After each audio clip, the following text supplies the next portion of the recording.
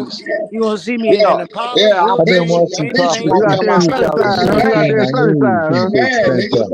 You You out there in mad, Southern bitch Side, ass don't nigga? ever. grain, Your He's boy paint, got not his smart blue enough. paint, motherfucking red ass paint, whooped.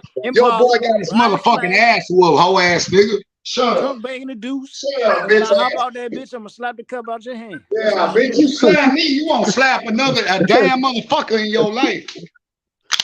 I bet you won't slap a damn motherfucker in your life, bitch ass nigga. Yeah, Somebody I blew a bet you bunch of that. smoke up people's ass about Round Spence star, being put me tougher. on Let me tell a you what, flat man. screen, man. Tell this pussy to put his I've been camera on. watching Crawford Nigga, since look at me in your 2014. motherfucking I face can when tell you you talk right to now. me, bitch.